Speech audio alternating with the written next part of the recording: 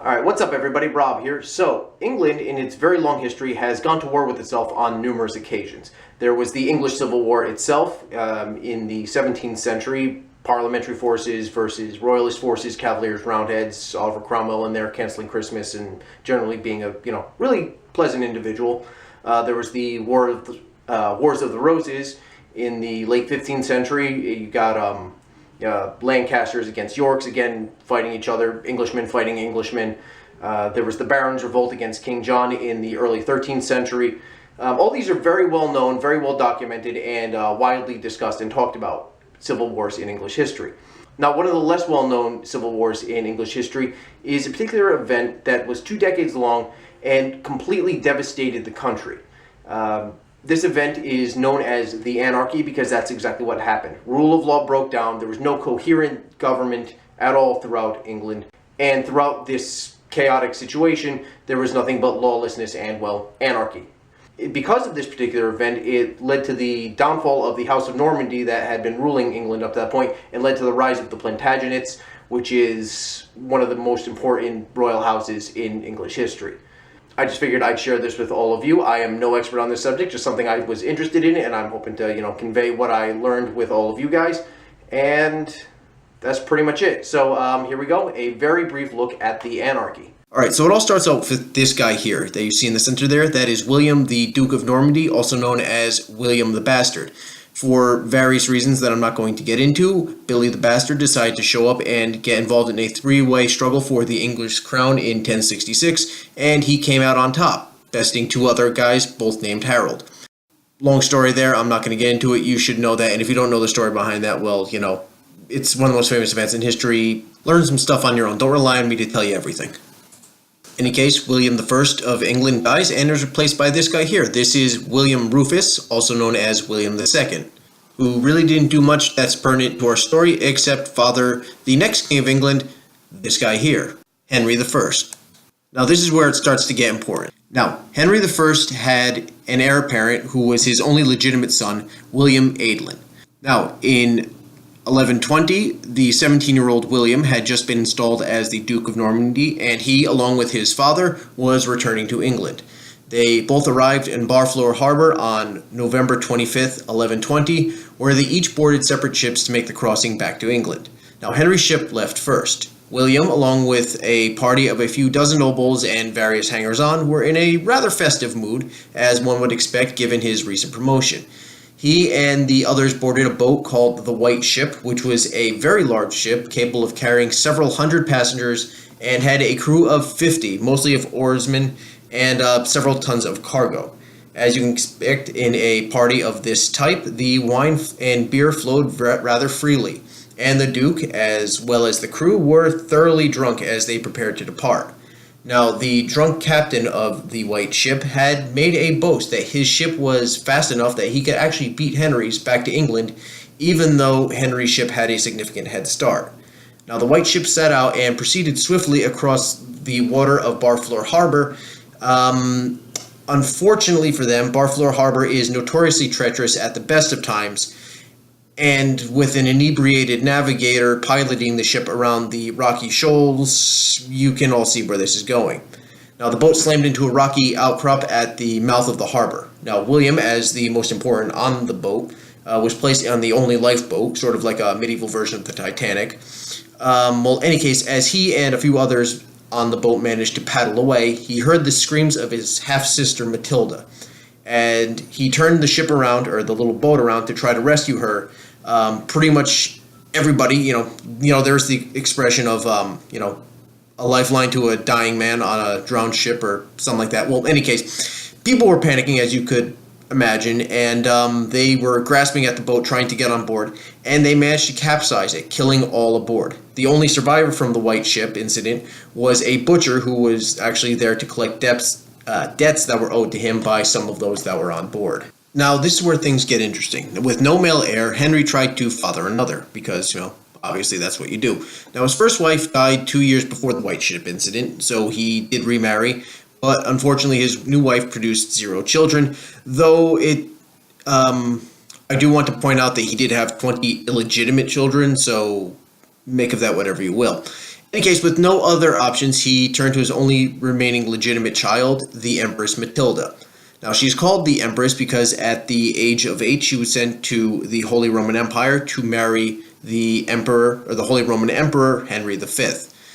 She had no children with him, and by the age of 18, she was already a widow. In 1126, in an act of desperation, Henry I of England declared Matilda to be his heir and made his various barons and other lords swear loyalty to her upon his death.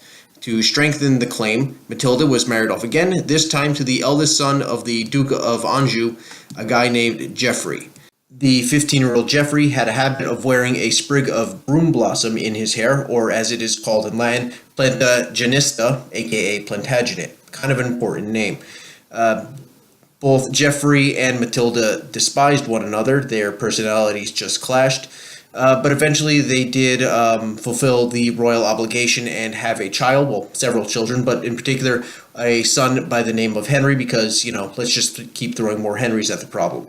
But more on that Henry a bit later. Well, in any case, in 1135, Henry I died. Now, despite their oaths to the contrary, many of the nobility of England, mostly of Norman extraction, turned away from Matilda and Geoffrey. There are a couple of reasons for this. The most obvious one is blatant sexism. I mean, you can't actually, let a woman run a country. I mean, God, it's the 12th century, people. I mean, what do you expect gender roles to be like? The other reason was a general distrust of Anjou. Now, most of the nobles, like I said, were from Norman extraction. They are they were descendants of those that came over with William the Conqueror in 1066. And now both Anjou and Normandy were under the control or under the vassalage of the King of France. France and, feudalism in general is a very decentralized system where the high authority, the king, has limited control over his the vassals directly underneath him, and France was notorious for having very, very little control over its various nobles and such. And Anjou and Normandy were constantly raiding each other. The two sides were in a near constant war of raiding, counter-raiding, sieges, and snatch this land and then launch a punitive attack against their rivals, back and forth, back and forth. There was also a legend in the medieval world that the Duke of Anjou was a descendant of a demon, that somehow a she-devil had arrived and tricked the Duke of Anjou into marrying him, and that ended up in the bloodline somewhere along the line. You can see how this is gonna, the two sides hated each other. Compounding all of the above was Matilda's nature. She was very arrogant and haughty, and according to one chronicler, had insufferable arrogance and alienated everyone. The disaffected nobles turned to Stephen of Blois, the nephew of the newly departed King Henry I. So, seizing the opportunity before him, Stephen claimed the throne for himself, deposing of Matilda. The anarchy had begun. Now, things were off to a rocky start for Stephen. Geoffrey Plantagenet launched several attacks against Normandy from his base of operations in Anjou, and really these continental holdings were very vulnerable to attack. Stephen really was in no position to be able to defend his continental holdings in Normandy. Back in England itself, the barons that had switched loyalty from Matilda to Stephen were very disillusioned with their new king. Now, Stephen was generous, but he was not exactly fair. He would reward people more for being his friend than actually, being, useful. Lesson this is, don't alienate your subordinates. It really just became a giant popularity contest. If he liked you, he would reward you, not because you did some great service. Now, two such disaffected individuals were Brian Fitzcount and Miles of Gloucester, both of which were marcher lords, men who held territory on the border of Wales. Now, from this very strategically important position, attacks were leveled against Stephen on a brand new front. Now, in spite of Matilda's growing coalition against the usurper Stephen, she did not attract enough support to be able to overthrow him outright, and a stalemate ensued, which each side being too strong to be defeated, but also too weak to deliver any sort of death blow. Now, this continued on for many years. Each side raiding the other, burning villages, plundering the land, raiding, counter-raiding, besieging this castle, besieging that castle. The fairly typical parts of any sort of medieval warfare. This continued on for many years until a major strategic blunder by Stephen. As always, he managed to alienate his supporters, in this particular case, a gentleman by the name of Ranulph, Earl of Chester. In an act of revenge against Stephen, Ranulph attacked and seized the castle of Lincoln from royalist forces. Stephen himself went in person to retake the castle, and sensing an opportunity, another lord, a guy by the name of Robert of Gloucester, marched his own army to relieve the garrison, and what followed was one of the most important and often overlooked battles in English history. Alright, so in 1141, the Battle of Lincoln kicked off, and it is not a particularly epic battle. Most battles that we discuss historically, Battle of Cannae, Battle of Waterloo, Battle of Taunton, Battle of Gettysburg, whatever it is, there's a lot to discuss. This army moved here, and then this section moved around, swung around this way, and reinforcements, Waterloo, got the Prussians arriving at the last second. It's really dramatic, Battle of Gettysburg, Little Round Top, 20th Maine is charging in, and, there's the big fight at the Hougoumont Manor in Waterloo, and just these huge epic events. The Battle of Lincoln really was not. There's really not a lot of strategy on both sides of the conflict, and there really wasn't that much to be broken down according to how the battle happened. There's really not much to say about it. So the basic battle formations were actually incredibly simple. You have, on one side, you have Matilda's forces, or Robert of Gloucester, who was a supporter of Matilda. He was there in the center, and on both flanks of him were Welsh mercenaries who got involved for reasons that I'm not particularly going to get into, and I don't particularly care about, and it's not particularly relevant. Robert in the center, Welshmen on both flanks. That's pretty much it.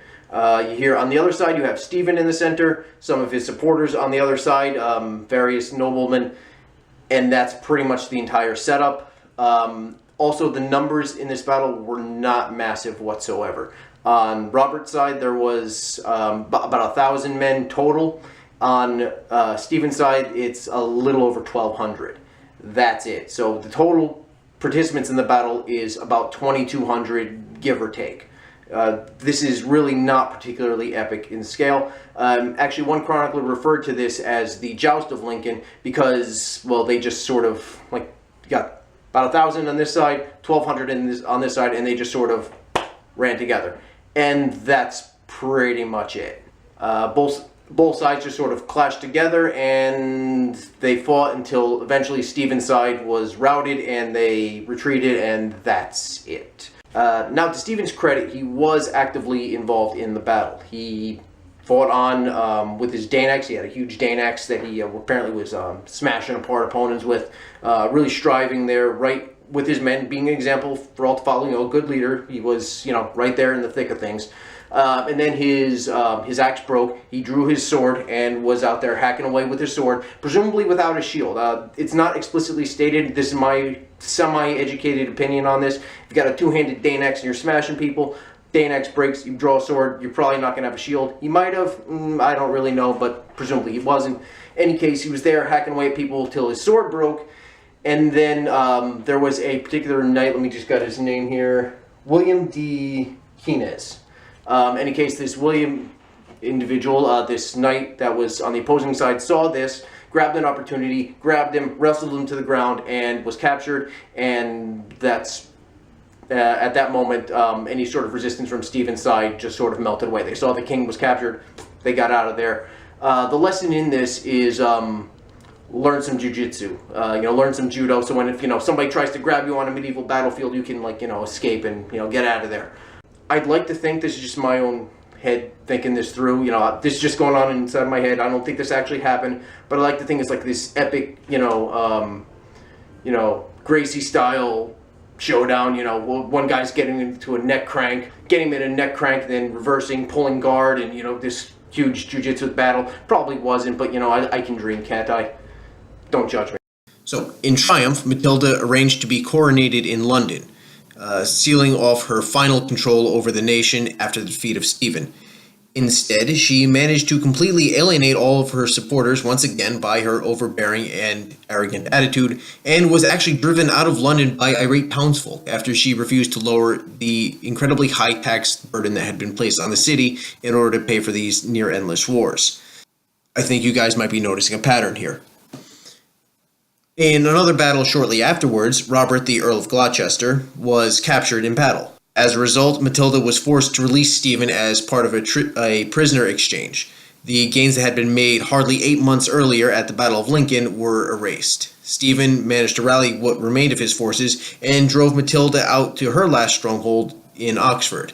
Now, on the continent, her husband Geoffrey was in the middle of a successful campaign in Normandy, but had refused to send more than a token force to help out his wife. Like I said, the two really did not like one another.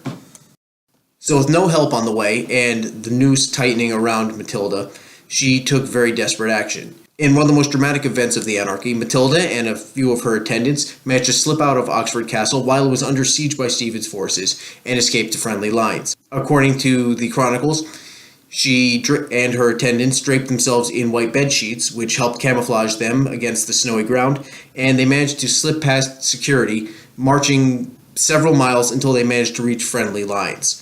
And with Matilda escaped, the anarchy continued and the Civil War continued to rage on. And I just want to take this opportunity to point out that the name The Anarchy is not just some hyperbolic statement. There was absolute anarchy throughout England at this time, with no coherent rule of law. I mean, you had Stephen on one side and you had Matilda on the other side, and neither really had any firm control over the nation.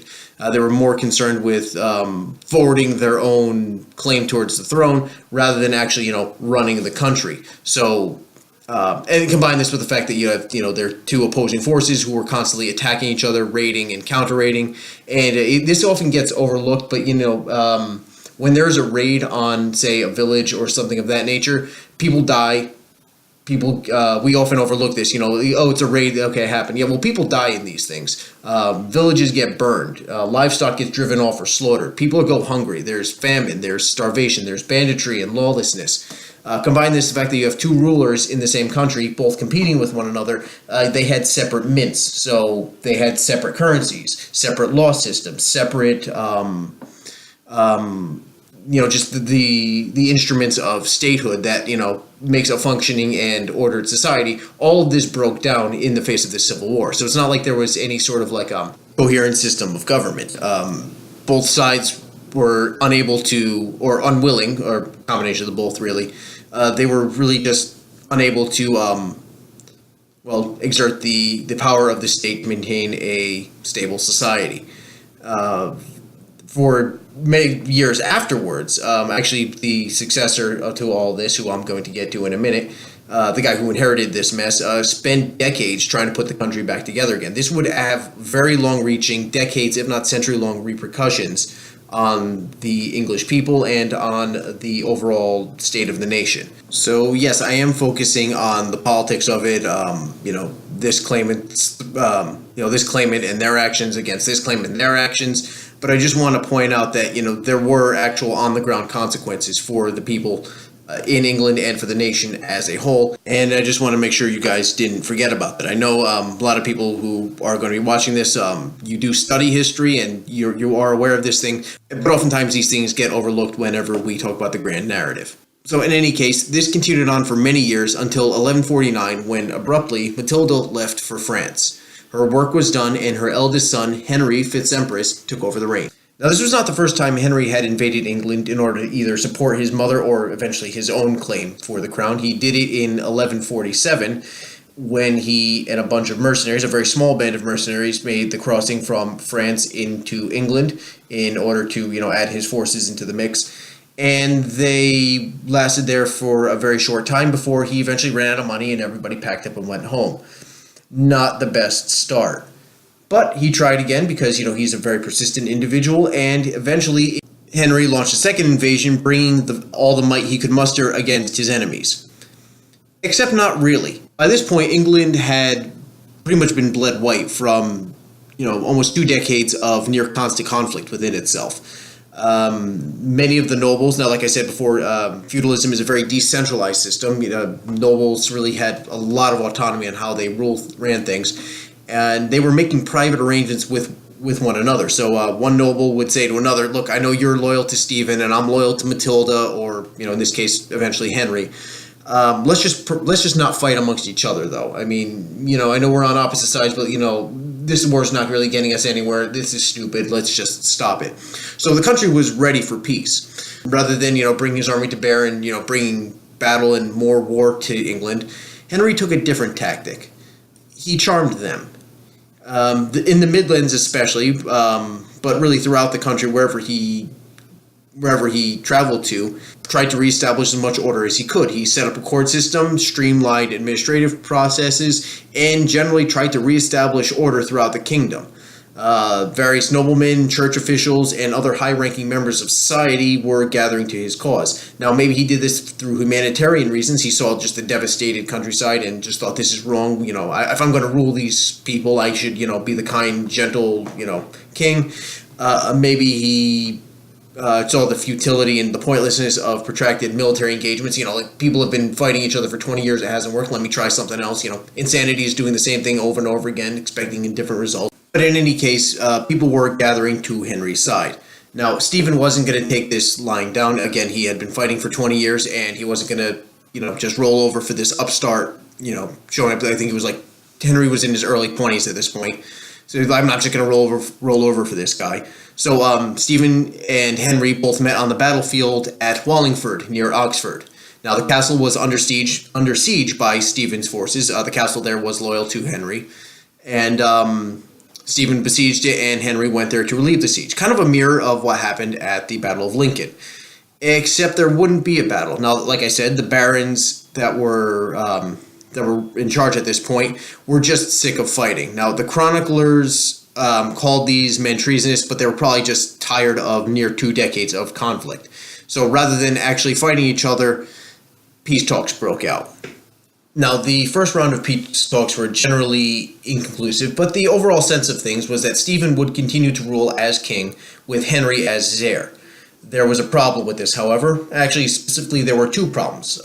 One was named Eustace, and the other was named William, both of whom were sons of King Stephen. Eustace, who was Stephen's eldest son, was understandably upset at the provisions of him being thoroughly disinherited from the crown of England. So in a fit of rage, he gathered an army together and began to raid and plunder the countryside once again, but soon after fell ill. Some people say it was divine judgment. Others say it was a case of food poisoning or possibly actual poisoning, that he was murdered. There's very little evidence to suggest this. More than likely it was food poisoning.